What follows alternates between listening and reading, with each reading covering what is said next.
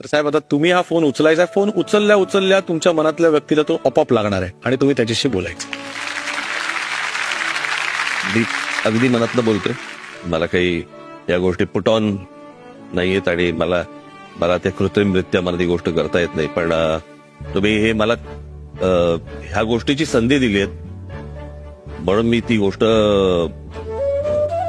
करू इच्छितो, फोन लावू इच्छितो किंवा मी त्यांच्याशी बोलू इच्छितो. मला छत्रपती शिवाजी महाराजांशी बोलायचंय.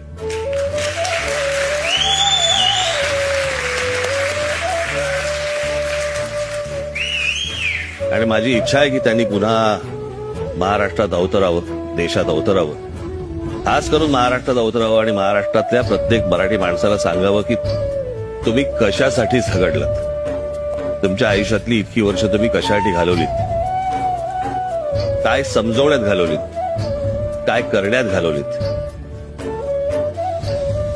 औरंगजेबासारखा बादशाह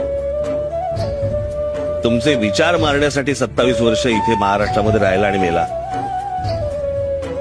पण आम्हाला अजून कळत नाहीये की तुम्ही कोण आहात, तुम्ही काय आहात, तुम्ही कशासाठी महाराष्ट्रात जागवलात.